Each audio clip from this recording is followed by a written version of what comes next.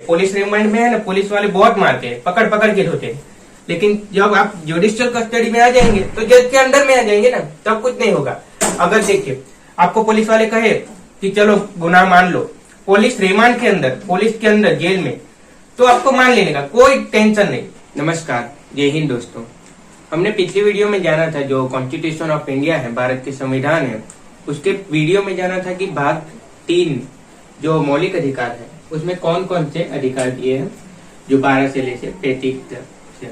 जो भाग 1 थे उसमें 1 से 4 तक थे, भाग 2 है उसके अंदर 5 से 11 तक थे, और ये अभी भाग 3 चल रहा है जिसमें मौलिक अधिकार की बात की गई है। तो आज हम देखेंगे आर्टिकल 32 है वो किस तरह से हमें सहायता देते हैं मौलिक अधिकार में।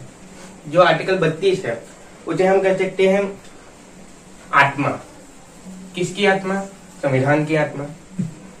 एक तो आत्मा हो गया, दूसरा हम कह सकते हैं इसको हृदय, हमारा तीसरा हृदय कह सकते हैं, दूसरा हृदय। एक तो हृदय है शरीर में, उसके अलावा दूसरा हृदय कह सकते हैं इसको, क्योंकि ये इतना इम्पोर्टेंट है हमारे लिए। इसके बिना तो संविधान में जो भाग 3 है मौलिक अधिकार वो अधूरा है, ऐसा कह सकते हो। क्योंकि मौलिक अधिकार है, उसको मौलिक अधिकार साबित करने वाला यही है। आपको कोई भी दिक्कत होगी, ये 5 रेट मैंने दिए है, मैंने नहीं दिए, जो सुप्रीम कोर्ट है उसके 5 रेट है, उसके तहत कोई भी आपको परेशानी हुई तो आप डायरेक्ट सुप्रीम कोर्ट जा सकते हो। 32 के तहत सुप्रीम कोर्ट और 226 के तहत हाई कोर्ट जा सकते हो। इतनी पावर है, डायरेक्ट चले जाओ, डिस्ट्रिक्ट कोर्ट जाने की कोई जरूरत नहीं। नहीं तो ऐसा है कि जब आपको कोई भी प्रॉब्लम हो, कोई भी केस लगाना हो तो पहले डिस्ट्रिक्ट कोर्ट से शुरुआत होती है, लेकिन इसमें आप डायरेक्ट जा सकते हो जब आपका मौलिक अधिकार को ठेस पहुंचाया जा सकते तब। तो आप जानते हैं 5 रेट है, उसके अंदर कौन कौन सी बात करें। जो रीट है उसको हम कह सकते हैं न्यायिक कार्यवाही। जो कोर्ट है सुप्रीम कोर्ट, उसके तहत ये न्यायिक कार्यवाही की जाती है। जो ऑर्डर ऑफ कोर्ट के ऑर्डर है उसे पहले है हेबस कॉर्पस, जो बंदी प्रत्यक्षीकरण। देखिए गिरफ्तारी के समय में क्या होता है कि पहले वारंट देना पड़ता है, बाद में 24 घंटे के अंदर हमें उसकी प्रस्तुति करवानी पड़ती है। हमें नहीं, पुलिस को प्रस्तुति करवानी पड़ती है जज के सामने, और उस प्रस्तुति के लिए हेबिस कॉर्पस दिया गया है, बंदी प्रत्यक्षीकरण। हो सकता है पुलिस जो है वो किसी मुजरिम को लाई वारंट देके, कॉग्निबल, नॉन कॉग्निबल, संज्ञेय असंज्ञेय जो भी वारंट है वो देके लाई पुलिस थाने में। अब उसको ऐसा हुआ कि नहीं, अब इसको नहीं जाने देंगे, हम कुछ भी होगा नहीं जाने देंगे, लेकिन उसको मजबूरी में लास्ट में तो ये इस जो रेट है उसके तहत जाने ही देना पड़ेगा उसको। एक बार तो जो कोर्ट में हो मिलाने जाना देना पड़ेगा। ये इसके अंदर है 24 घंटे के अंदर कभी जाओ, लेकिन 24 घंटे के अंदर उसको पहले मिलाओ कोर्ट में। देखिए जो जुडिशियल कस्टडी है और पुलिस रिमांड है, पुलिस रिमांड में है ना, पुलिस वाले बहुत मारते हैं, पकड़ पकड़ के धोते हैं। लेकिन जब आप जुडिशियल कस्टडी में आ जाएंगे तो जज के अंडर में आ जाएंगे ना, तब कुछ नहीं होगा। अगर देखिए आपको पुलिस वाले कहे कि चलो गुनाह मान लो, पुलिस रिमांड के अंदर, पुलिस के अंदर जेल में, तो आपको मान लेने का कोई टेंशन नहीं। लेकिन जब आपको 24 घंटे के अंदर ले जाए जज के पास, तब बता देने का जज साहब इन्होंने जो पुलिस थाने में मुझे जबरदस्ती बुलवाया है, क्योंकि जो पुलिस की स्टेटमेंट है वो जरूरी नहीं रहती कोर्ट के अंदर। तो जुडिशियल कस्टडी में जब चले जाओगे आपको राहत मिलेगी, ऐसे कह सकते हैं। ये हेबिस कॉर्पस है, बंदी प्रत्यक्षीकरण। इसके बाद हम आएंगे मेंडामस में। परमादेश, सबसे बड़ा आदेश परमादेश। परमादेश इसके पे चाहिए सबसे बड़ा आदेश। देखिए सरकारी ड्यूटी पे ही ये परमादेश लागू होता है। ठीक तरीके से कोई भी जो सरकारी ड्यूटी कर रहा है वो ठीक तरीके से अपनी ड्यूटी ना करे तो उस पर परमादेश लागू हो सकता है। कोई भी एग्जाम्पल के लिए लेते हैं, जो टीचर है, सरकारी स्कूल के शिक्षक है, वो जो अपना कार्य ठीक से नहीं कर सकते तो आप लगा सकते हैं परमादेश, लगा दीजिए परमादेश।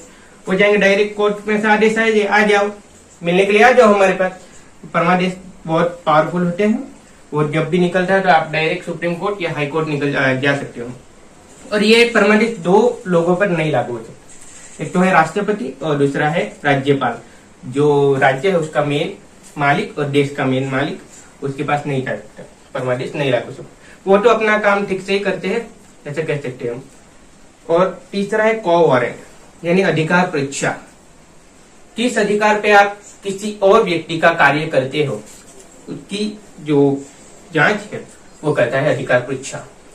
देखिए कोई भी कर्मचारी है उसकी पद की सार्वजनिक जांच करता है। कोई भी अधिकारी है, मान लीजिए डॉक्टर है, उसका काम बहुत सारे होते हैं, तो वो अभी कर रहा है अपना ट्रीटमेंट की कुछ भी सर्जरी कर रहा है, उसके अंदर उसकी जरूरत होगी, नर्स तो आके नहीं करेगी, लेकिन उसकी जगह क्या नर्स आके करेगी, तो वो अधिकार परीक्षा में आ जाएगी, उसको बुला लिया जाएगा, चलो आ जाओ कोर्ट में, आपकी जो पद है उसके तहत आप डॉक्टर का कार्य कर रहे हो, जो ये कोवेनेंट उसमें आ जाएगा। उसके बाद है प्रोहिबिशन, प्रतिषेध। देखिए दो तरह से होता है, आपका जो फैसला है, जो केस है, वो डिस्ट्रिक्ट कोर्ट में चल रहा हो, हाई कोर्ट में चल रहा हो या सुप्रीम कोर्ट में। अगर जो डिस्ट्रिक्ट कोर्ट में चल रहा हो और फैसला अभी बाकी है, फैसला हुआ नहीं है, और आपको लगा कि जो डिस्ट्रिक्ट कोर्ट वाले फैसला सुना रहे कि कर रहे वो गलत है, तो आप ये जो फैसला कर रही है उस डिस्ट्रिक्ट कोर्ट है उसके खिलाफ प्रोहिबिशन ला सकते हो, या फिर हाई कोर्ट में फैसला कर रही है उसके खिलाफ ला सकते हो, तो वही कार्यवाही उसी समय स्टॉप कर दिए जाएगी। डिस्ट्रिक्ट कोर्ट के खिलाफ हाई कोर्ट में ला सकते हो, हाई कोर्ट के खिलाफ सुप्रीम कोर्ट में ला सकते हो, यही प्रोहिबिशन।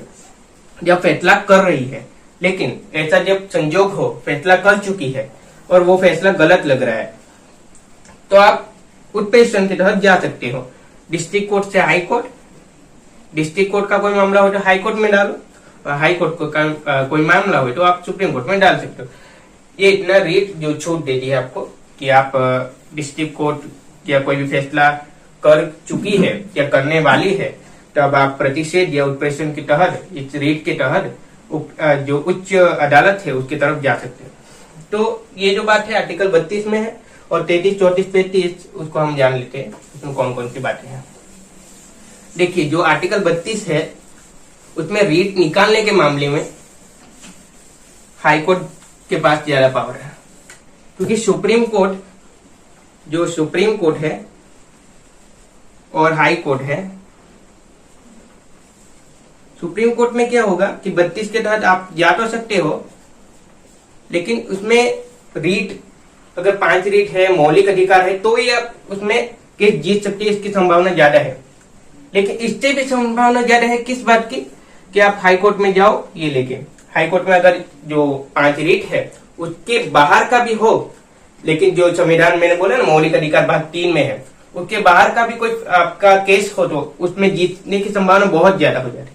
कैसे कि जो मौलिक अधिकार था वो मैंने बोला था आर्टिकल 31, उसमें 44वां संविधान संशोधन करके 1978 में संपत्ति का जो संविधान था उसको जो मौलिक अधिकार था उससे उठा के डाल दिया था 300 के कम में, मोरारजी भाई देसाई ने, क्योंकि संपत्ति का जो अपना अधिकार है वो मौलिक अधिकार नहीं है। ऐसे मामले हो जो संपत्ति से रिलेटेड कोई मामले हो और वो आप हाई कोर्ट में ले जाओ तो वो आपको ज्यादा देगी और जीतने का चांस इधर ज्यादा है। लेकिन इधर ले जाओ तो आप वो डायरेक्ट बोलेगी कि जो संपत्ति का मामला है वो इसके अंदर नहीं आएगा, अपना मौलिक अधिकार के अंदर नहीं आएगा। तो ये बेटर है कि आप उस केस में हाई कोर्ट में जाओ। इससे हम कह सकते हैं कि जो रेट निकालने का मामला है वो हाई कोर्ट ज्यादा रेट निकालती है ऐसा। अब हम आर्टिकल 33, 34 और 35 को जान लेते हैं।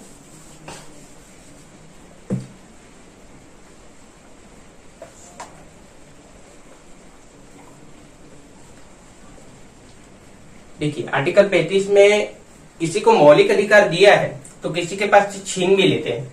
तो किन लोगों के पास से मौलिक अधिकार छीना है? बेसिक में 4 लोगों का नाम बोल लेता हूँ। राजदूत जो हमारे देश में से बाहर के देश में जाते हैं, गुप्तचर हो सकते हैं, मीडिया होती है, उसे मौलिक अधिकार नहीं दिया जाता, नहीं ज्यादा ये छीन लिया जाता है ऐसे बोल सकते हैं। और हमारे जो सैनिक है उनके, और ये जो बात है आर्टिकल 33 में है कि कुछ लोगों के पास से मौलिक अधिकार छीना जाता है। और आर्टिकल 34 में है कि मार्शल लॉ, सैन्य कानून वो अलग है, मौलिक कानून से सैन्य कानून अलग है। उसकी बात किसमें? आर्टिकल 34 में सैन्य कानून अलग है किससे? मौलिक अधिकार से, मौलिक अधिकार। और आर्टिकल 35 की ये है, अपना है भाग 3 मौलिक अधिकार, फंडामेंटल राइट, उसको और बेहतर बनाने का कार्य कौन करेगी? तो बेहतर बनाने का कार्य संसद करेगी। संसद है जिसको और बेहतर बनाएगी। नीचे तो नहीं डालेगी, एक तो बेहतर तो बनाएगी, इसका कार्य है आर्टिकल 35 में। तो आज जो हमारा संविधान है उसका भाग 3 यानी मौलिक अधिकार यही आके खत्म हो गया। जो आर्टिकल 35 उसके बाद 36 से कुछ 51 तक DPSP directive principle of state policy राज्य के नीति निर्देशक तत्व चालू होते हैं।